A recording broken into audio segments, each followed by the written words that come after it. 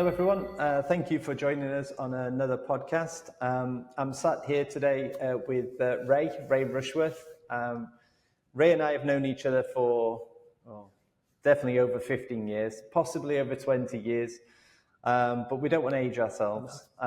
Ray's currently working for us in one of our assignments. He's helping the client to deliver a new ERP system.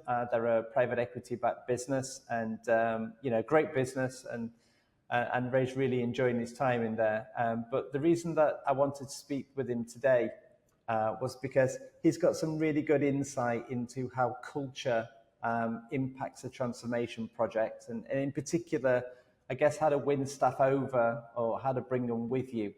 But Ray, rather than me going into too much detail, why don't you say hello and introduce yourself? Yeah, sure. Okay, thanks, Mark. My name is, as Mark says, Ray Rushworth. I started my career with a degree in mechanical engineering. I then spent the first part of my working life in light engineering and manufacturing companies, working my way up to a divisional MD. And then I transferred to the FM sector. Through that time, I managed many transformation projects into the business to improve efficiency, drive sales, and ultimately increase profits. For a number of years now, I've been using my experience as an interim, working with businesses to positively introduce change and transformation strategies, most of which use technology to drive change, reduce waste, and improve their ways of working. I'm always surprised at the number of companies that use spreadsheets to manage their business. It always amazes me. Coming from manufacturing, which is very intense in using computers and technology to manage the business, it was a bit of a shock when I came into the FM sector, but I think that's slowly changing as the years have gone on. I think you're right. I mean, just a bit of background. I've been in the FM sector before it was called FM. So when it was born out of construction, because construction companies wanted reoccurring revenue, because then their price, their valuation, of course, went up if they're going for a class 1 or investment or something like that. So I remember those good old days, and they weren't so good. But I do remember those days, and you're right. Everyone was on Excel spreadsheets or something similar.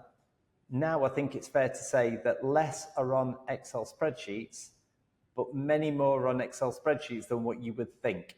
Yeah. Even with a great facade in front of them, with this great data-enabled interaction, there is so much spreadsheets still in this industry. Would you agree? They also use spreadsheets as an interface, as a stopgap between some of the technologies as well. So it is Excel spreadsheets to still plug in the gaps. And so changing people's ways of working is never easy. But successful transformation projects, you need to address that, and getting people away from those spreadsheets or their ways of working is never easy.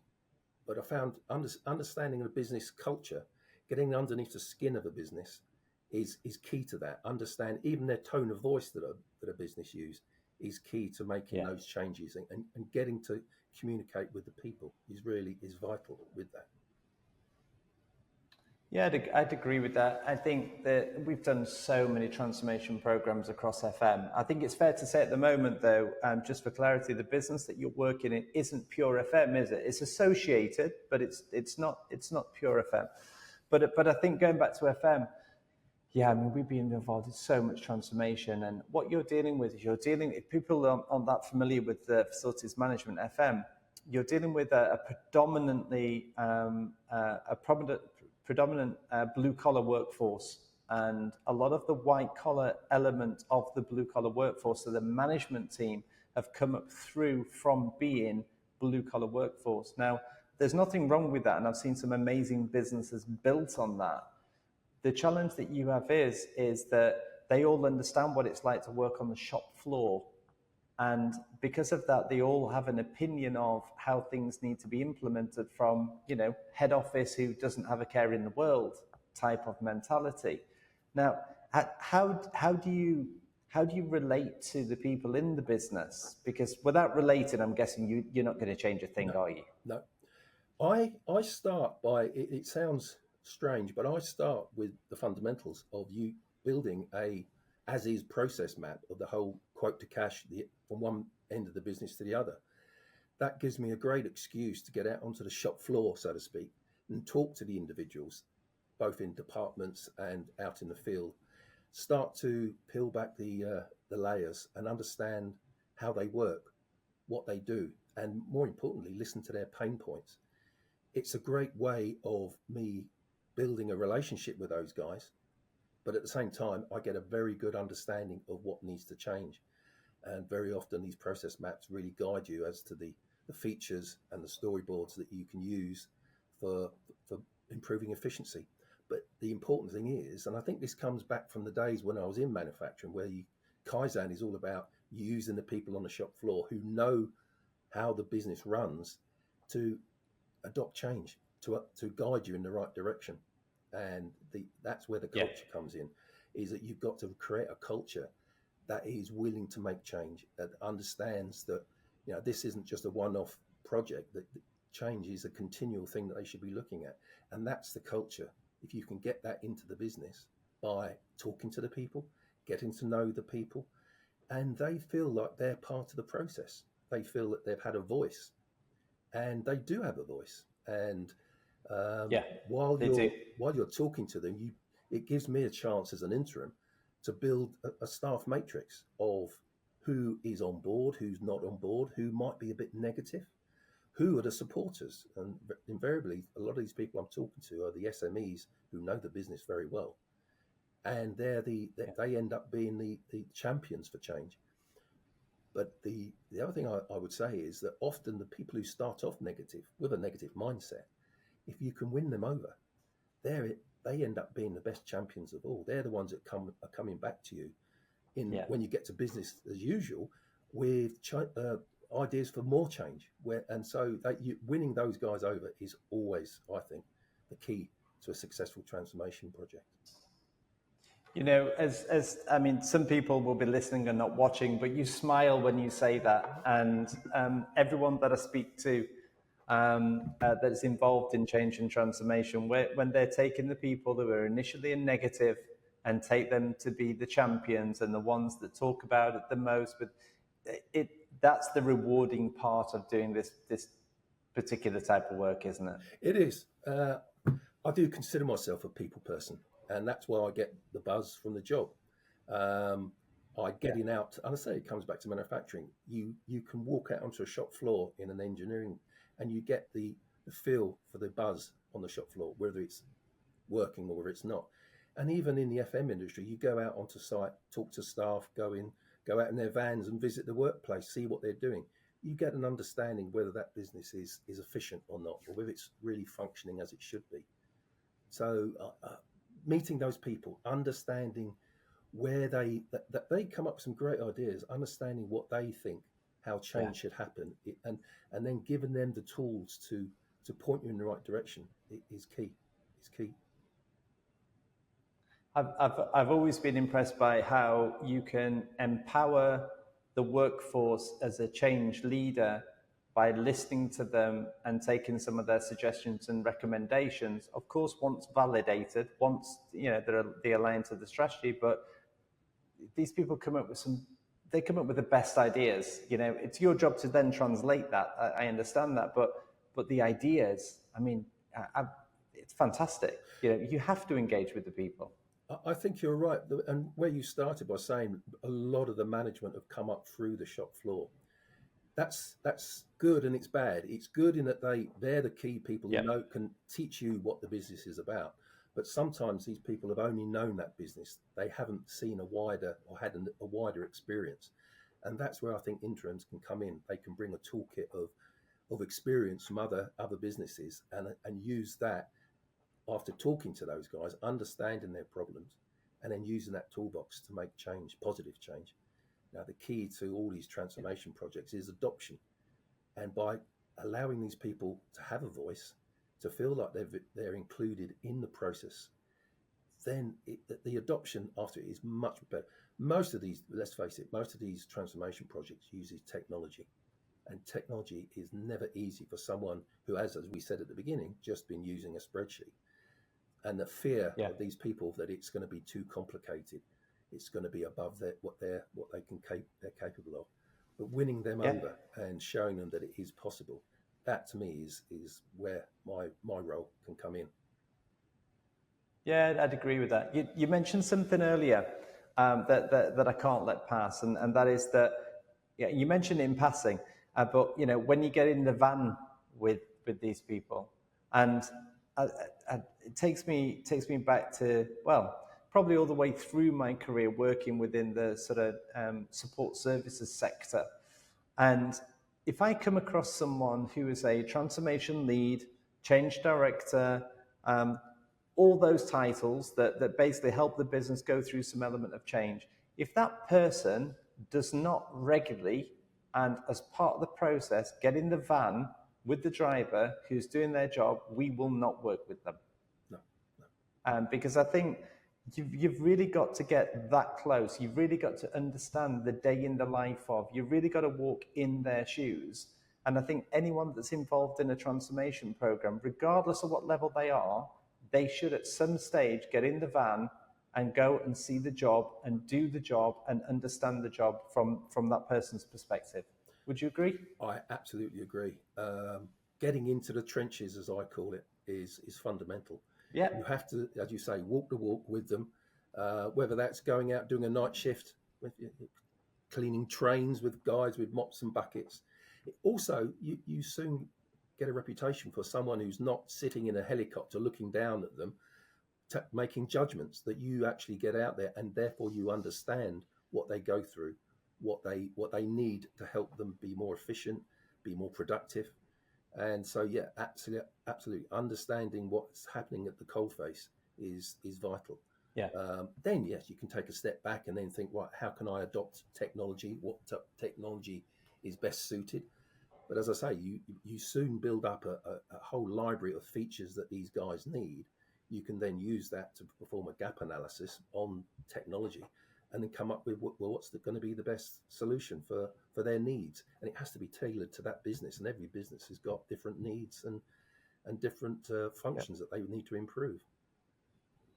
Yeah, I'd completely agree with that. And, I think that when it comes to technology, a vanilla type implementation is always the best route in terms of, don't try and rewrite the system. It's there for a reason type of thing. But the way that you implement that and the way that you bring people along to understand how that works and why it operates that way and the new ways of thinking, also taking into account their current ways of working, that's really key, isn't it? Yeah. I think going back 20 years, you often heard of transformation projects bringing in software and it just failed. It collapsed because a lot of the software back then, you either adopted what it told you how to run or you didn't use it at all. I think modern software packages that have come out in the last few years are so adaptable that you can sit and you can configure, and it's still out of the box, but it does allow you a lot of almost customization, though it's not customization, to make sure it makes it very easy for people to use. And again, it comes back to the adoption rates of these people. Will they start using it? I had when I was going around one of the businesses, listening to what they did, they had implemented some software, but it had not been adopted because all it did was highlight who in the department wasn't pulling their weight, so they stopped using it. It's things like that. You hear horror stories as you go around, but that's because no one bothered to listen to the people, understand what their concerns were. And that comes back to getting into the trenches, getting into the coalface and walking the walk with people. I think that can be a particular problem with, let's say, management consultancies. And again, I don't want to be negative towards management consultancies. I've got a lot of respect for management consulting and what they do, especially when it comes to reinventing the wheel and some very bright minds. But you never hear of a management consultant getting in the van. No. It's just not something you hear of. And I think there's always an element of you're missing so much when you're advising the client if you're not getting in the van and listening to the people. It's not beneath you. You should do it. It should be part of, and the client actually should insist on it if the consultancy is not going to do that for themselves.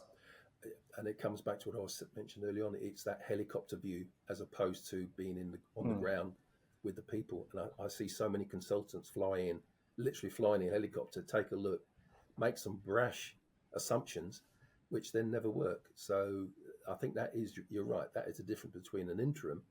And I like to think the interim he's an employee, he's one of the team.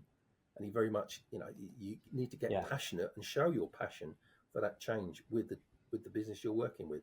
But to do that, you've got to understand their business and the culture and their tone of voice, how they communicate with each other. And you've got to work with everybody from the CEO all the way down to the coalface workers. Yeah, I agree with that. I think a good distinction between a sort of consultant, as in a management consultant, and an interim manager, albeit, some of the objectives they deliver are the same, but they're not the same in terms of approach. I think what makes a great interim, the only definition of an interim manager, I think, is someone who's a board influencer, who's also got the capability and will be hands-on, who takes ownership. That, for me, is a proper interim manager.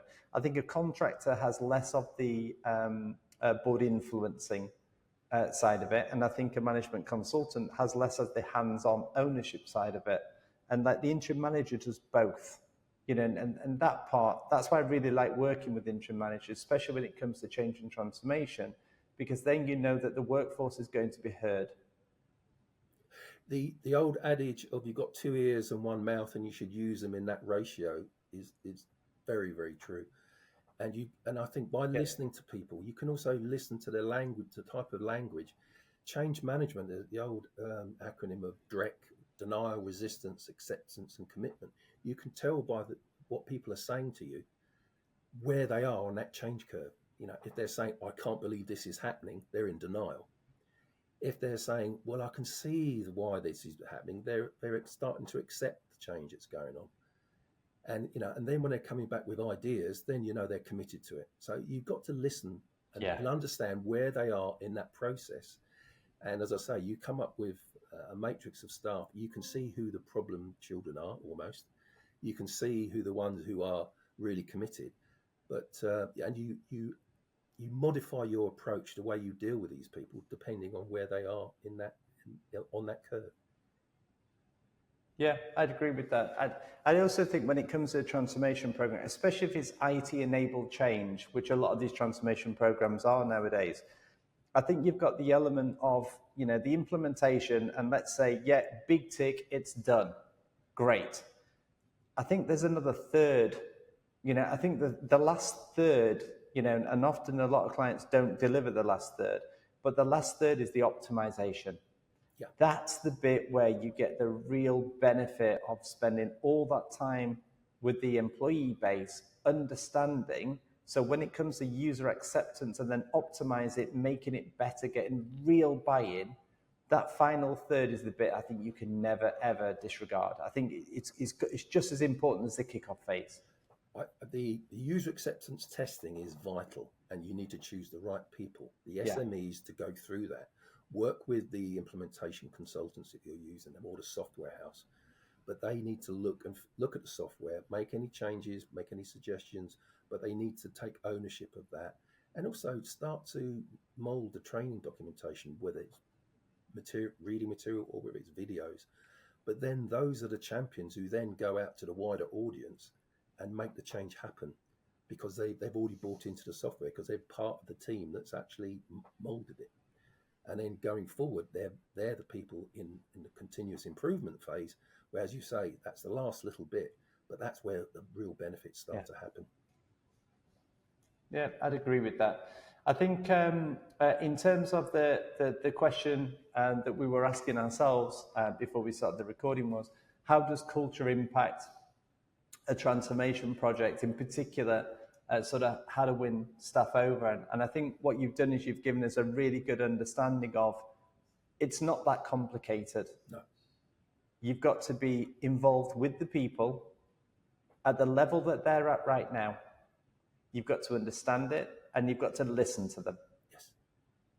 Yeah. Is there anything else you'd add to that? I think culture is crucial in the transformation process, because it influences how individuals think, how they behave, how they interact with each other in the organisation, ultimately impacting the success of any change initiative. So you've got to win them over so that they feel they're part of the team. I think a well-aligned culture can foster adaptability, resilience. It can support the desired change that you're trying to drive. And I just think that if it's the other way and it's mismatched culture, it can actually form resistance to change. So you getting the right culture is vital. And I think by listening to people, understanding them, allows you to make the right changes at the right time. Yeah, I'd agree with that. I think the other thing I'd add as well, if there's anyone out there that's thinking about hiring someone to come and help them and support them deliver some element of transformation, you don't have to work too hard. With a career interim manager, you don't have to work too hard trying to get the right culture match of the individual interim manager with the organization. Don't get me wrong, they can't be polar opposites. You can't have a private equity focused person going into a public sector organization, let's say. I mean, they're just polar opposites.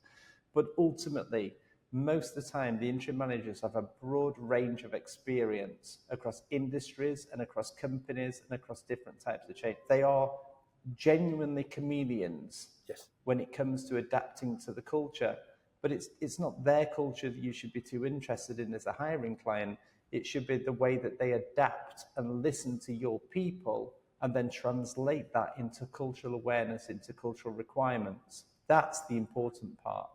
And it's communication, it's the training, it's all of those elements need to come together in that culture. And you've got to, as you say, you adapt, but you come with a good toolkit of experience, and you then pick out of that toolkit what you need for the particular situation that company finds itself in, and their particular culture. Indeed. Yeah, no, I'd agree with that. Ray, I think you've given people some really good insight into how culture impacts transformation. You've lived and breathed this for so many years, and so have I. And I think if there's organizations out there that are thinking they've got some impending transformation coming, and they're a little bit worried about how it's going to be accepted by the workforce, I think going back and listening to some of those sort of nuggets that you gave us earlier in terms of connecting with the people at the ground level, the people that should do the job on a daily basis, I think there's some great tips in there for people to understand it better. I hope so. And that's vital. I'm very passionate, as you can tell, about listening to people and talking to them, understanding their needs. So yeah, that's the key to it. Well, to be honest, that's what people should hire. Yes. So yeah, it's great to see that. Thank you very much, sir, for your time. And I'll get to see you soon. My pleasure. Thanks, Mark. Okay, thanks. Bye-bye.